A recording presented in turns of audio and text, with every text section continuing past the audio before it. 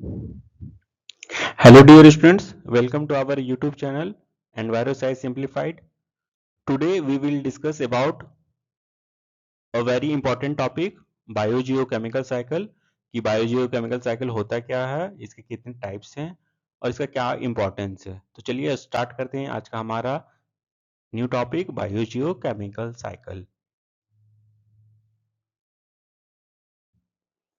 तो देखिए biogeochemical cycle होता क्या है कि बायोजियोकेमिकल साइकिल मेनली ये मूवमेंट है बायोजेनेटिक न्यूट्रिएंट्स का, यानी कि जो हमारे एटमॉस्फेयर में या हमारे अर्थ में बायो या हमारे एनवायरनमेंट में बायोजेनेटिक न्यूट्रिएंट्स जो हैं उसका मूवमेंट कैसा होगा, यानी उसका मूवमेंट पूरे बायोटिक एंड एबायोटिक फैक्टर्स में कैसे उसका सर्कुलेशन होगा या मूवमेंट होगा। तो ये बेसिकली कौन बताता है, बायोजियोकेमिकल साइकिल, यानी कि द साइक्लिक मूवमेंट और द साइक्लिक सर्कुलेशन और the movement of biogenetic nutrients and other elements between biotic and abiotic components of an ecosystem। यानी कि एक इकोसिस्टम में बायोजेनेटिक न्यूट्रिएंट्स का मूवमेंट कैसा होगा वो हमें कौन बताता है, बायोजियोकेमिकल साइकिल। यानी कि एक तरह का ये कैसा है, साइक्लिक मूवमेंट है, यानी कि ये कैसा है, साइक्लिक मूवमेंट है। ठीक है, अब एक इस टर्म को समझते हैं कि बायोजियोकेमिकल साइकिल ये टर्म क्या है कि the term biogeochemical chemical is derived from A bio meaning biosphere, यानी कि ये जो बायो है इसका मतलब होता है biosphere. Jio meaning the geological components, जो भी जियोलॉजिकल कंपोनेंट्स है जैसे सॉइल हो गई, रॉक्स हो गई, ये सब। केमिकल मींस जो भी केमिकल एलिमेंट हैं, ठीक है। और साइकिल मींस इसका साइक्लिक मूवमेंट।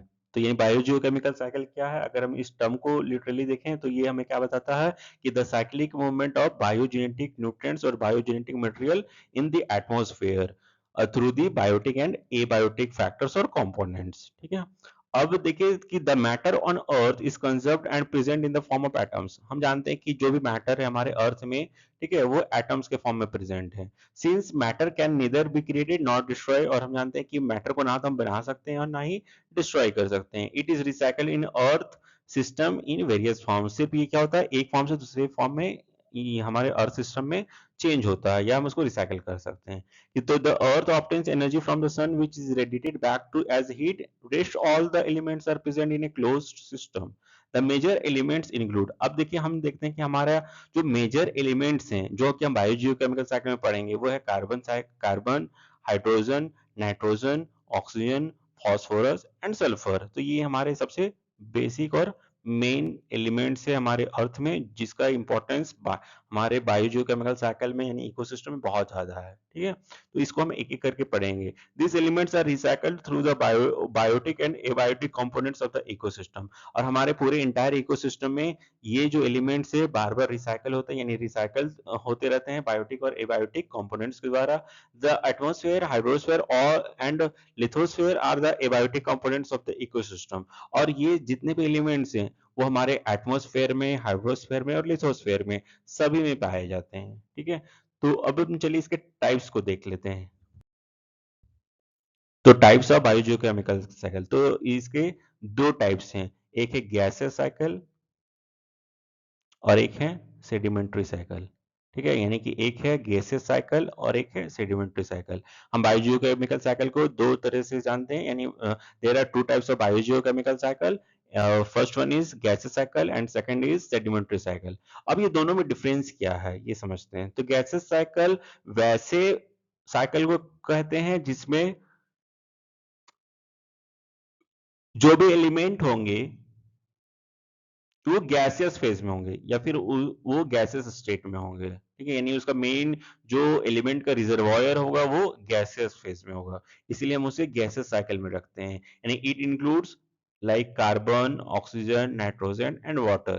ठीक है, वाटर तो चलिए वाटर को हम हाइड्रोलॉजिकल साइकिल में पढ़ते हैं। ठीक है, अब ये हाइड्रोलॉजिकल साइकिल में क्यों पढ़ते हैं इसका एक अलग रीजन है, वो हम बाद में देखेंगे।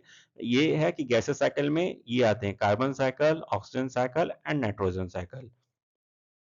ठीक है, क्यों अब इसे गैसेस साइकिल इसलिए कहते हैं क्योंकि इसका मेन जो रिजर्वायर है वो गैसेस हैं। अब सेडिमेंट्री साइकिल, तो सेडिमेंट्री साइकिल क्या है, तो सेडिमेंट्री साइकिल वैसा साइकिल को वो कहते हैं हम जिसका मेन रिजर्वायर सेडिमेंट्स होंगे या सॉइल होंगे या फिर रॉक्स होंगे।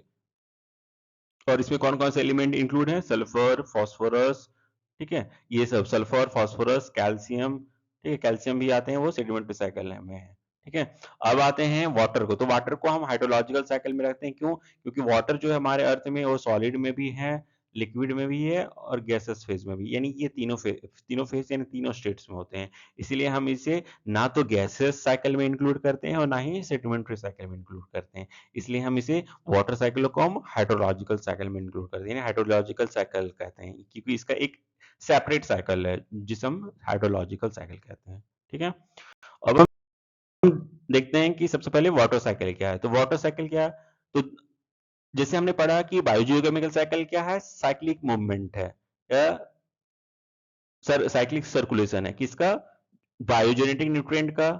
ठीक है, वो बायोटिक और एबायोटिक कंपोनेंट्स के थ्रू कैसे आपस में वो सर्कुलेट करेंगे, यानी सर्कुलेशन होगा।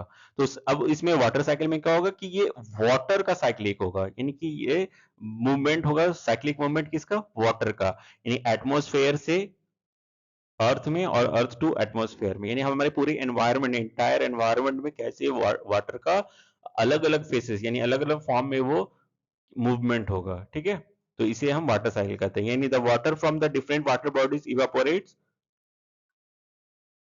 cools, condenses and fall back to the earth as rain। Water cycle जो है उसमें सबसे पहले कौन सा प्रोसेस है, कौन सा स्टेज है? एवापोरेट्स होना होंगे, फिर वो कूल्स होंगे, फिर कंडेंस होंगे, फिर वापस फिर वो बारिश बन के नीचे अर्थ पे आएंगे।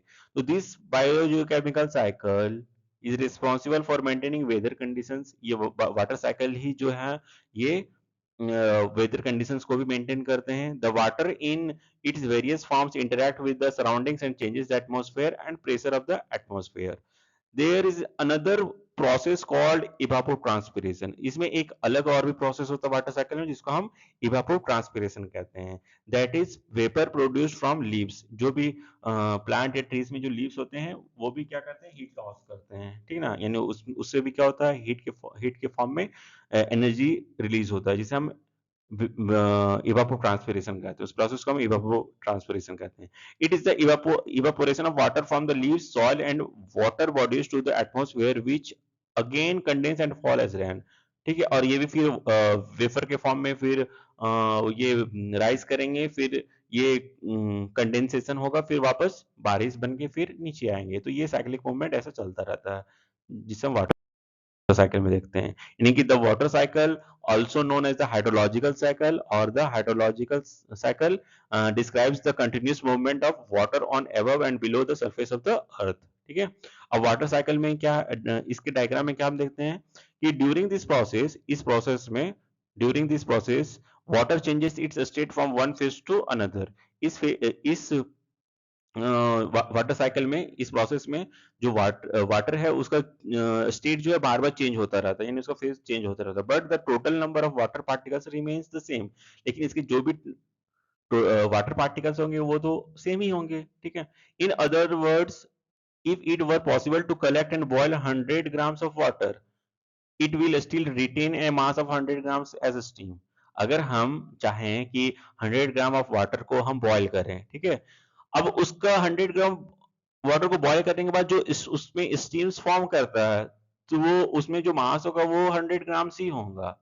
ठीक है, ऐसा ऐसा नहीं है कि वो कम हो जाएगा। Likewise if 100 grams of steam is collected and condense, the resultant water would still weigh 100 grams. ठीक है, और फिर बाद में हम उसको हम अगर वे करेंगे तो फिर वो 100 ग्राम्स ही होगा। अगर जो वो स्टीम जो है कंडेंस हो गया, उसको फिर कलेक्ट करके हम कंडेंस करते हैं और फिर हम उसको हम वे करेंगे तो वो 100 ग्राम्स ही होगा। ठीक है, यानी इसका मतलब क्या होगा कि जो उसका मास है, ठीक है, या उसका जो वेट है वो तो सेम ही है, बस उसका जो फॉर्म है वो चेंज हो रहा है, यानी उसका जो स्टेट है वाटर का वो चेंज हो रहा है, यानी उसमें जो वाटर पार्टिकल्स है वो रिमेन सेम है। ठीक है, अब एक डायग्राम से देख सकते हैं कि वाटर साइकिल में क्या क्या प्रोसेस है। ठीक है, यानी इवापोट्रांसपिरेशन, कंडेंसेशन, प्रेसिपिटेशन, फिर कलेक्शंस। अब आते हैं हम कार्बन साइकिल में। तो कार्बन साइकिल में क्या है कि the cyclic movement of carbon in different forms in entire ecosystem through biotic and abiotic components. It is one of the biogeochemical cycle in which carbon is exchanged among the biosphere, geosphere, hydrosphere, atmosphere and pedosphere. ठीक है. All green plants use carbon dioxide and sunlight for photosynthesis. हम जानते हैं कि जितने भी plants हैं उसे कार्बन डाइऑक्साइड और सनलाइट चाहिए फोटोसिंथेसिस के लिए. Carbon is thus stored in the plant. The green plants, when dead, are buried into the soil that get converted into fossil fuels made from carbon. These fossil fuels when burned, इस fossil fuel को जब हम जलाते हैं तो carbon dioxide release होता है जो कि एटमॉस्फेयर में होते हैं. Also, the animals that consume plants obtain the carbon stored in the plants. This carbon is returned to the atmosphere when these animals decompose after death. The carbon also returned to the environment through cellular respiration by animals. Huge carbon content in the form of carbon dioxide is produced that is stored in the form of fossil fuels, coal, oil and can be extracted for various commercial and non-commercial processes.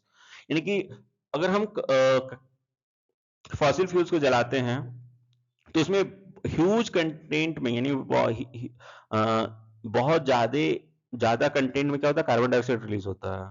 ठीक है, चाहे वो commercial purpose पे हो या non commercial purpose पे हम उस चीज को करते हैं. When factories use this fuels the carbon is again release back in the atmosphere during combustion. तो इस तरह से कार्बन का जो है हमारे एटमॉस्फेयर में रिलीज होना या फिर उसको एब्जॉर्ब करना, ये जो साइक्लिक प्रोसेस है वो फिर चलता रहता है. अब कार्बन साइकिल में क्या क्या स्टेप्स हैं, चलिए इसे भी देख लेते हैं. तो carbon present in the atmosphere is absorbed by plants for photosynthesis. जो भी कार्बन प्रेजेंट होते हैं एटमॉस्फेयर में उसे प्लांट एब्जॉर्ब कर लेता है अपने फोटोसिंथेसिस प्रोसेस के लिए. और this plants are then consumed by animals and carbon gets bioaccumulated into their bodies. और इसी प्लांट को जब कोई एनिमल्स कंज्यूम करता है तो जो कार्बन है वो उस पे उसके बॉडी में एक्युमुलेट हो जाता है. This animals and plants eventually die. और जब ये एनिमल्स और प्लांट्स आखिरकार जब मर जाते हैं या खत्म होते हैं, एंड अपॉन डिकम्पोजिंग, और जब डिकम्पोज होंगे तो carbon is release back into the atmosphere. फिर उसमें जो कार्बन कंटेंट होगा फिर वो वापस किसमें आ जाएंगे, एटमॉस्फेयर में. और some of the carbon that is not release back into the atmosphere eventually become fossil fuels. और जो कार्बन वापस बैक नहीं हो पाते हैं न्यूट्रिएंट पूल में या फिर एटमॉस्फेयर में, तो वो धीरे धीरे फॉसिल्स बनना शुरू करते हैं. This fossil fuels are then used for man-made activities which pump more carbon back into the atmosphere. और फिर यही फॉसिल फ्यूल जो है वो बहुत ज्यादा हम अपनी मैनमेड एक्टिविटीज में यूज करते हैं जो कि वापस फिर इसमें कार्बन को एटमॉस्फेयर में लाते हैं, पंपिंग करते हैं. ठीक है, ये हमारा स्कीमेटिक डायग्राम है कार्बन साइकिल का, इसे आप देख सकते हैं. ये CO2 है, यहाँ पे एनिमल रिस्पिरेशन हो रहा है, यहाँ पे डेड ऑर्गेनिक वेस्ट और प्रोडक्ट्स है, यहाँ पे रूफ का रिस्पिरेशन है, यहाँ पे ऑटो एंड फैक्ट्रीज एमिशन से जो भी कार्बन डाइऑक्साइड रिलीज हो रहा है, फोटोसिंथेसिस प्रोसेस में जो भी कार्बन का यूज कर पा रहे हैं प्लांट्स और ट्रीज. ठीक है, तो इस तरह के प्रोसेस हैं. अब carbon cycle on land. Land में कार्बन साइकिल होता है. Carbon in the atmosphere is present in the form of carbon dioxide. Carbon enters the atmosphere through naturally process such as respiration and industrial applications such as burning fossil fuels. The process of photosynthesis involve the absorption of CO2 by plants to produce carbohydrates. ठीक है, और ये हमारा equation है, यानी CO2 plus H2O plus energy, ये क्या होगा, CH2O whole n plus O2. Carbon compounds are passed along the food chain from the producer to consumer. और ये जो कार्बन है वो पूरे फूड चेन में क्या होता है, पास होता है प्रोड्यूसर से कंज्यूमर तक. The majority of the carbon exist in the body in the form of carbon dioxide through respiration. और हमारे बॉडी के अंदर जो भी कार्बन होते हैं वो मेजरली कौन से फॉर्म में होते हैं, कार्बन डाइऑक्साइड के फॉर्म में, क्योंकि हम रिस्पिरेशन जब करते हैं. The role of decomposers is eat the dead organism and return the carbon from their body into the atmosphere. ठीक है, ये इसका इक्वेशन है, ये देख लीजिए. ओशनिक कार्बन साइकिल, ओशंस में भी कार्बन साइकिल होता है. फिर इसका इंपॉर्टेंस ये आप पढ़ सकते हैं, इंपॉर्टेंस देख लीजिए. तो इस तरह से हमारा कार्बन साइकिल का बहुत सारा इंपॉर्टेंस है. Carbon is an integral component of every life form in on earth from protein and lipids to even or DNA. Furthermore, also known life on earth is based on carbon. A carbon cycle along with the nitrogen cycle and oxygen cycle plays a vital role in the existence of life on earth. अब है nitrogen cycle. तो nitrogen cycle का भी बहुत ज्यादा important हमारे अर्थ और atmosphere में. It is the biogeochemical cycle by which nitrogen is converted into several forms and it gets circulated through the atmosphere and various ecosystems such as terrestrial and marine ecosystem. Nitrogen is an essential element of life. हम जानते हैं कि जो nitrogen जो है वो हमारी life के लिए सबसे इसेंशियल एलिमेंट है. The nitrogen is atmosphere is fixed by the nitrogen fixation bacteria present in the root nodules of the leguminous plants and made available to the plant soil and plants. और जो nitrogen जो है हमारे atmosphere में उसका fixation होता है किसके द्वारा? बैक्टीरिया के द्वारा. और बैक्टीरिया कहाँ पे होते हैं?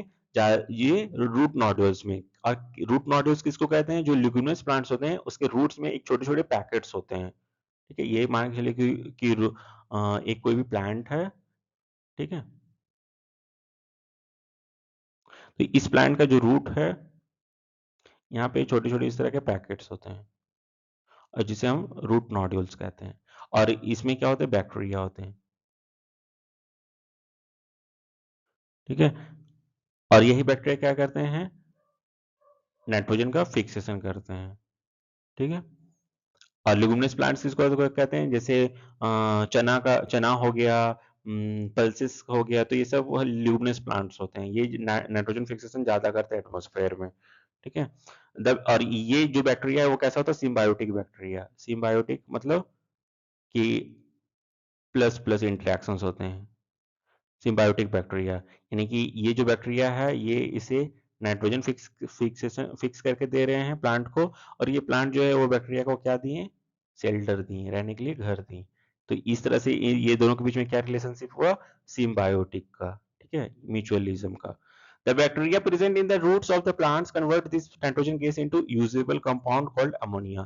और ये जो बैक्टीरिया है ये नाइट्रोजन गैस को किसमें कन्वर्ट करते हैं? अमोनिया में, ताकि उसको जो प्लांट है वो अपटेक कर सके. Ammonia is also supplied to plant in the form of fertilizers. This ammonia is converted into nitrites and nitrates. और फिर ये अमोनिया फिर किस में कन्वर्ट होता है? नाइट्रेट्स में और नाइट्राइट्स में, नाइट्राइट्स में और नाइट्रेट्स में. क्योंकि हम जानते हैं कि ये जो नाइट्रोजन जो है वो प्लांट जो है वो आयंस के फॉर्म में अपटेक करते हैं. ठीक है, वो आयंस के फॉर्म में ही अपटेक कर पाते हैं. अगर नाइट्रोजन है तो उसको नाइट्रेट्स और नाइट्राइट्स के फॉर्म में वो अपटेक करेंगे. फॉस्फोरस होंगे तो फॉस्फेट्स और फॉस्फेट्स के फॉर्म में वो अपटेक करेंगे. ठीक है, सल्फर होंगे तो सल्फेट के फॉर्म में करेंगे. तो the denitrifying bacteria reduce the nitrates into nitrogen and return into the atmosphere. फिर जो भी denitrification बैक्टीरिया होते हैं उसे फिर नाइट्रेट्स को रिड्यूस करते हैं, ब्रेक डाउन करते हैं और वो एटमॉस्फेरिक नाइट्रोजन में चेंज करते हैं और फिर वो वापस एटमॉस्फेयर में चले जाते हैं. तो इस तरह का ये नाइट्रोजन का क्या होता है? साइक्लिक मूवमेंट होता रहता है हमारे एटमॉस्फेयर में और इसे हम नाइट्रोजन साइकिल कहते हैं. ठीक है, यानी कि ये जो नाइट्रोजन फिक्सेशन हुआ. ठीक है, यहाँ पे ये डीनाइट्रिफिकेशन हो गया. ठीक है, अब यहाँ पे डीनाइट्रिफिकेशन बैक्टीरिया है, नाइट्रोजन फिक्सिंग बैक्टीरिया, तो ये सारे इसमें इन्वॉल्व कर रहते हैं. अब हम देखते हैं नाइट्रोजन साइकिल में कौन कौन से स्टेजेस है. तो process of the nitrogen cycle consist of the following stage. पहला स्टेप से नाइट्रोजन फिक्सेशन, फिर नाइट्रिफिकेशन, फिर एसिमिलेशन, फिर एमोनिफिकेशन, फिर डीनाइट्रिफिकेशन. तो this process takes place in several stage explains below. This is nitrogen fixation process. इसमें क्या है कि it is the initial step of the nitrogen cycle. हमारा जो नाइट्रोजन साइकिल है उसका पहला स्टेप जो होता है वो नाइट्रोजन फिक्सेशन प्रोसेस होता है. अब नाइट्रोजन फिक्सेशन कैसे होगा? तो here atmospheric nitrogen N2 which is primarily available in the inert form is converted into the usable form ammonia. जो एटमॉस्फेयर में जो नाइट्रोजन है वो एटमॉस्फेरिक नाइट्रोजन जो है वो क्या है? इनर्ट फॉर्म में है. तो उसे कन्वर्ट करते हैं पहले किसमें? यूजेबल फॉर्म में, ताकि उसको यूज कर पाए और वो फिर पहले किस में बनेगा? वो अमोनिया में. ठीक है, during this process the nitrogen fixation the inert form of nitrogen gas is deposited into the soil the from the atmosphere and surface water mainly through precipitation. The entire process of nitrogen fixation is completely by the symbiotic bacteria. अब इसमें जो भी nitrogen fixation होगा उसको कौन complete करते हैं? Symbiotic bacteria. जैसे हम अभी कुछ देर पहले हमने पढ़ा था. Which are known as the diazotrophs. Azotobacter and rhizobium also have a major role in this process. और नाइट्रोजन फिक्सेशन बैक्टीरिया का ये नाम याद रखिएगा, एजेटोबैक्टर और राइजोबियम. ठीक है, this bacteria consist of A nitrogenous enzyme. ये जो बैक्टीरिया होते हैं इसके पास नाइट्रोजिनस एंजाइम्स होते हैं जिससे ये नाइट्रोजन को कन्वर्ट करते हैं अलग अलग फॉर्म में. Which has the capability to combine gases nitrogen with hydrogen to form ammonia. Nitrogen fixation can occur either by atmospheric fixation. Nitrogen fixation जो है वो या तो वो तीन तीन तरह से होते हैं नाइट्रोजन फिक्सेशन, ठीक है। एक होता है atmospheric fixation which involve lightning और industrial fixation by manufacturing ammonia under high pressure and pressure conditions, ठीक है। यानी कि नाइट्रोजन फिक्सेशन जो है वो एटमॉस्फेरिक फिक्सेशन के मेथड से भी हो सकता है और जिसे हम इलेक्ट्रोकेमिकल मेथड भी बोलते हैं, ठीक है। और एक होता है बायोलॉजिकल मेथड्स जिसमें बैक्टीरिया इन्वॉल्व होते हैं, ठीक है। यानी कि टाइप्स ऑफ नाइट्रोजन फिक्सेशन, तो नाइट्रोजन फिक्सेशन तीन तरह से होते हैं, atmospheric fixation, industrial nitrogen fixation और बायोलॉजिकल नाइट्रोजन फिक्सेशन। तो इंडस्ट्रियल एटमॉस्फेरिक फिक्सेशन क्या होते हैं, इसमें if a natural phenomenon where the energy of lightning breaks the nitrogen into nitrogen oxides which are then used by plants, ठीक है। Industrial nitrogen fixation क्या होता है, it is made alternative that adds in nitrogen fixation by the use of ammonia. Ammonia is produced by the direct combination of nitrogen and oxygen, इसे हम Haber process भी बोलते हैं। ये जो इंडस्ट्रियल नाइट्रोजन जो फिक्सेशन होता है इसमें क्या होता है, हैबर प्रोसेस के द्वारा हम लोग करते हैं, ठीक है। और बायोलॉजिकल नाइट्रोजन फिक्सेशन जो है वो क्या है कि we already know that the nitrogen is not used directly from the air by plants and animals, यानी कि जो भी नाइट्रोजन जो है वो डायरेक्टली कोई प्लांट और एनिमल्स यूज नहीं कर पाते हैं, जो भी होगा उसको पहले आयनिक फॉर्म में चेंज होना होता है, तब जाके वो उसको हम अपटेक कर पाएंगे। तो bacteria like rhizobium and blue green algae transform the unusable form of nitrogen into other compounds that are more readily usable. These nitrogen compounds get fixed in the soil by these microbes. यानी ये फिर होता है nitrification. Nitrification में क्या होता है कि in this process the ammonia is converted into nitrate by the presence of bacteria in the soil. Nitrates are formed by the oxidation of ammonia with the help of nitrosomonas bacteria species. Later the produced nitrite are converted into nitrates by nitrobacter. फिर ये last में क्या होता है, Nitrobacter जो है उसे nitrites को नाइट्रेट्स में कन्वर्ट करते हैं। This conversion is very important as ammonia gas is toxic for plants. The reaction involve in this process, ये जो रिएक्शन है इसे याद रखेंगे आप। फिर आते हैं एसिमिलेशन। एसिमिलेशन क्या है कि primary producers plant take in the nitrogen compound from the soil with the help of their roots, यानी कि जो भी प्लांट्स हैं वो नाइट्रोजन कंपाउंड्स को सॉइल से अपने रूट्स के द्वारा ही वो अपटेक करते हैं, which are available in the form of ammonia, nitrite ions, nitrate ions and ammonium ions, ठीक है। ये जितने भी सारे हैं ये सारा आयनिक फॉर्म है, ammonia, nitrite ions, nitrate ions, ठीक है, अमोनियम आयंस, जो कि प्लांट्स यूज करते हैं, ठीक है, अपने लिए और अपने प्रोटीन सिंथेसिस के लिए। This way it enter the food way when the primary consumers eat the plants. Ammonification क्या है कि व्हेन प्लांट्स और animals die, the nitrogen present in the organic matter is released back into the soil. The decomposer, namely bacteria or fungi present in the soil, convert the organic matter back into the ammonium.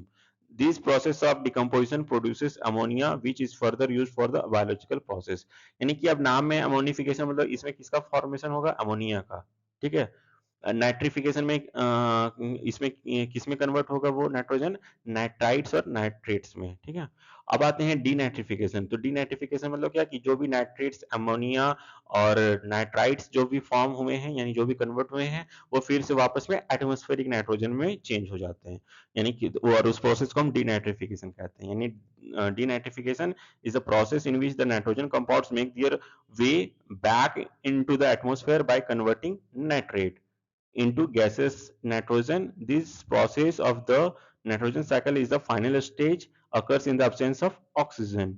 Denitrification is carried out by the denitrifying bacteria species Clostridium and Pseudomonas, which will process nitrate to gain oxygen and gives out free nitrogen gas as a byproduct.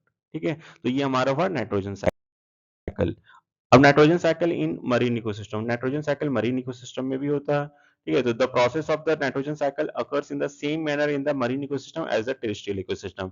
जैसे terrestrial ecosystem में nitrogen cycle occur करता है, same उसी तरह से marine ecosystem में भी nitrogen cycles होता है। The only difference is that the carried out by the marine bacteria, बस सिर्फ एक ही फर्क इसमें, इसमें कुछ मरीन बैक्टीरिया उसमें इन्वॉल्व होते हैं और टेरेस्ट्रियल इकोसिस्टम में कुछ टेरेस्ट्रियल बैक्टीरिया होंगे बस। The nitrogen containing compound fall into the oceans as sediments get compressed over long periods and form sedimentary rocks. Due to the geological uplift, these sedimentary rocks moved to land. Initially, it was not known that these nitrogen containing sedimentary rocks are an essential source of nitrogen, but recent researches have proved that the nitrogen from these rocks is released into the plants due to the weathering of rocks. अब इसका importance क्या है nitrogen cycle का कि ये help करते हैं plant को क्लोरोफिल सिंथेसिस के लिए, ठीक है, फ्रॉम नाइट्रोजन कंपाउंड से। ये फिर और क्या हेल्प करते हैं, ये इनर्ट नाइट्रोजन गैस को यूजेबल फॉर्म में लाते हैं, ठीक है। और ये क्या है, इसमें अमोनिफिकेशन प्रोसेस होता है, जो कि बैक्टीरिया जो है वो डिकम्पोज करता है प्लांट और एनिमल मैटर को, जो कि एनवायरनमेंट को डायरेक्टली क्लीन अप करने में हेल्प करते हैं। फिर क्या है, nitrates and nitrites are released into the soil which help in enriching the soil with the necessary nutrients required for the cultivation. Nitrogen is an integral component of the cell and the form many crucial compounds and important biomolecules. ठीक है, nitrogen is also cycled by human activities such as combustion of fossil fuels and use the nitrogen fertilizers. हम जब excessive amount में soil में fertilisers का use करते हैं तो उससे भी नाइट्रोजन जो है हमारा इकोसिस्टम में आता है। This process increase the level of nitrogen containing compounds in the atmosphere. The fertilizer containing nitrogen are washed away in lakes, rivers and result eutrophication. ठीक है, अब आते हैं ऑक्सीजन साइकिल में। तो ऑक्सीजन क्या हमारे लिए लाइफ है, ठीक है, यानी कि this biochemical cycle moves through the atmosphere, the lithosphere and the biosphere. Oxygen is abundant element on earth. हमारे अर्थ में सबसे ज्यादा एबंडेंट क्या है, ऑक्सीजन है, ठीक है, नाइट्रोजन के बाद। It is found in the elemental form in the atmosphere to the extent of 21%. Oxygen is released by the plant during photosynthesis. Humans and other animals inhale the oxygen, exhale carbon dioxide, which is again taken up by the plants. They utilize this carbon dioxide in photosynthesis to produce oxygen and the cycle continues. और इस तरह से ये cycle चलता रहता है। As all we know, जैसे हम जानते सभी, the air is mixture of gases. The air in the atmosphere is composed of different gases, namely nitrogen, oxygen, argon, and traces gases. According to the Earth's history, oxygen gas was first introduced by the cyanobacteria through the process of photosynthesis. ठीक है, और ऐसा माना जाता है कि अर्थ की history में ऑक्सीजन जो गैस है वो सबसे पहले साइनोबैक्टीरिया के द्वारा इंट्रोड्यूस किया गया था फोटोसिंथेसिस प्रोसेस के दौरान। Earlier, around 4.6 million years ago, there was no life on planet Earth because the atmosphere was devoid of oxygen. ठीक है, और 4.6 ईयर्स 4.6 बिलियन ईयर्स एगो क्या था, मैंने उसके पहले क्या था, कि यहाँ पे कोई भी लाइफ नहीं था हमारे अर्थ में, क्योंकि उस समय ऑक्सीजन का बहुत कमी था एटमॉस्फेयर में। लेटर बाद में there was a gradual increase in the oxygen level and by the carboniferous period to 99 million years ago oxygen reached the levels that were similar to the today's estimates. Today oxygen is freely available in the air and also dissolved in water. हम जानते हैं कि अभी जो oxygen जो है वो हम फ्रीली अवेलेबल है एयर में, और वो ऑक्सीजन जो है वो वाटर में भी डिसॉल्व रहते हैं। It is the second most abundant gas present in the atmosphere and also the most common element of the human body. It plays an essential role in most life forms on Earth and also serve as an essential elements in biomolecules like proteins and nucleic acids. ठीक है, अब आते हैं oxygen cycle का। ये diagram आप देख सकते हैं, इसमें आपको पता चलेगा ऑक्सीजन जो है वो प्लांट्स एनिमल्स में फोटोसिंथेसिस के दौरान वो रिलीज होते हैं, फिर एनिमल्स एंड प्लांट्स उसको ब्रीथ करेंगे, फिर ये साइकिल जो है वो चलता रहता है atmosphere to earth and earth to atmosphere. ठीक है, oxygen cycle along with the carbon cycle and nitrogen cycle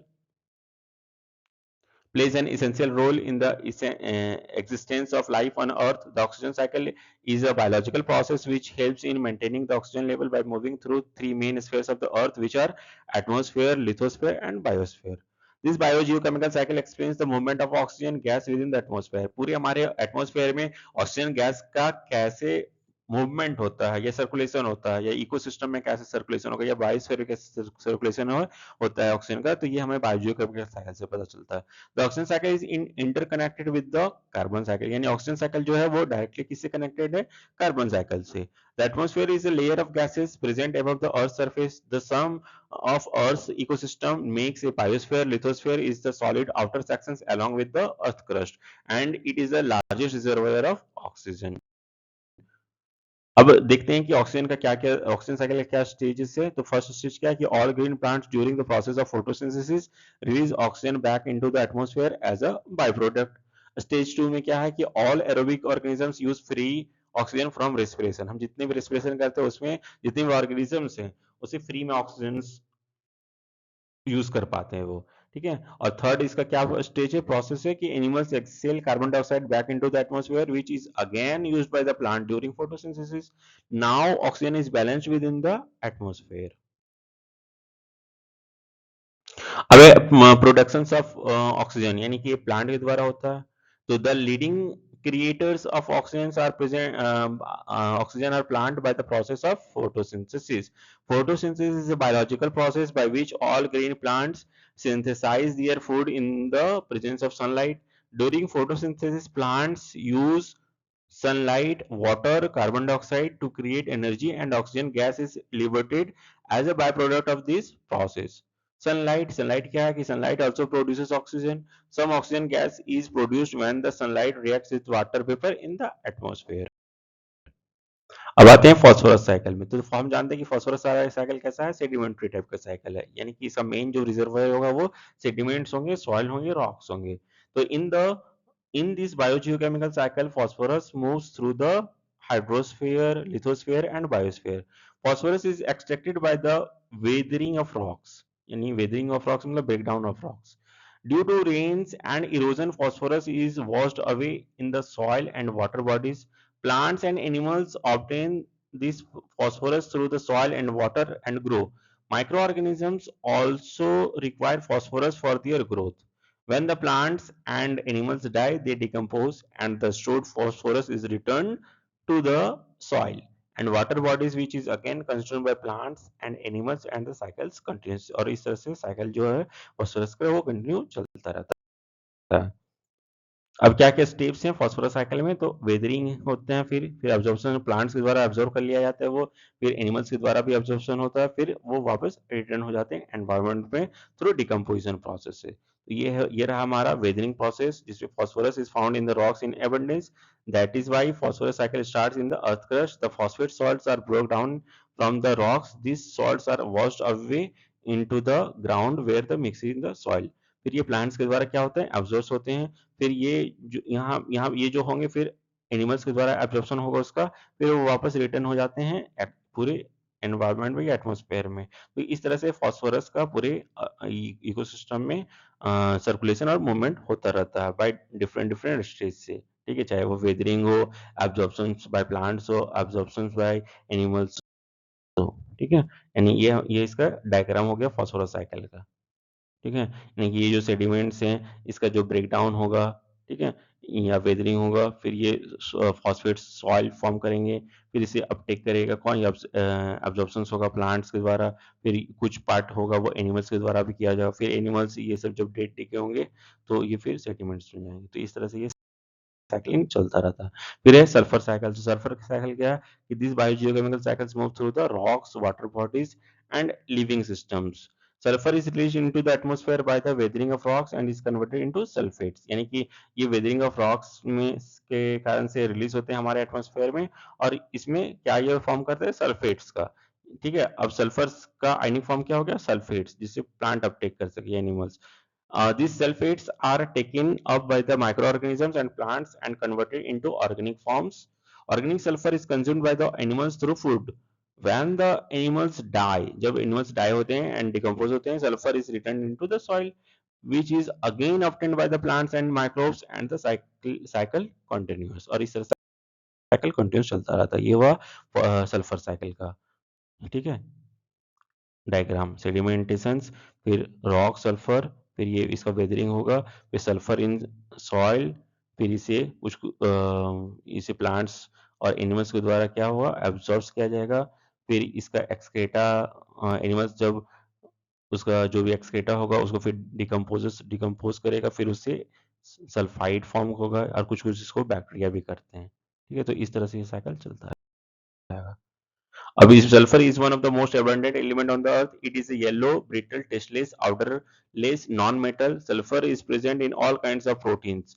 Plants directly absorb sulfur-containing amino acids such as methionine, cysteine, and the cysteine. ठीक है, sulfur is released into the atmosphere by the burning of fossil fuels, volcanic activities, and decompositions of organic molecules. On land, अगर हम land पे बात करें तो sulfur is stored in underground rocks and minerals. It is released by precipitation, weathering of rocks, and geothermal vents. Sulphur cycle में क्या क्या process है कि the sulphur cycle is release by weathering of rocks. Sulfur comes in contact with air and is converted into sulfates. Sulfates are taken up by the plants and microbes are is converted into organic form. The organic form of sulfur is then consumed by the animals through their food, and the sulfur moves in the food chain. When the animals die, some of the sulfur is released by decomposition, while some enter into the tissues of microbes. There are several natural sources such as volcanic eruptions, evaporations of water, and breakdown of organic matter in swamps that release sulfur directly into the atmosphere. This sulfur falls on the earth with rainfall. तो ये कुछ कुछ steps हैं sulphur cycle के. Decomposition of organic compounds, oxidation of hydrogen sulphide to elemental sulphur और oxidation of elemental sulphur, फिर reduction of sulphate. ठीक है. तो इस तरह से हम हमारा बायोजियोकेमिकल साइकिल काम करता है, और हमने जितने भी साइकिल्स हैं बायोजियोकेमिकल साइकिल्स के टाइप्स को और उसमें जो भी एलिमेंट्स है सबको कवर अप किया. आप आप सभी से रिक्वेस्ट है कि अगर हमारा चैनल आप लोगों को अच्छा लगा हो तो प्लीज़ सब्सक्राइब कीजिए, और इस चैनल को आप सपोर्ट कीजिए, देखते रहिए और अपने दोस्तों में भी शेयर कीजिए, ज़्यादा से ज़्यादा शेयर कीजिए. Thank you so much. Keep watching our YouTube channel envirocise simplified. Thank you so much.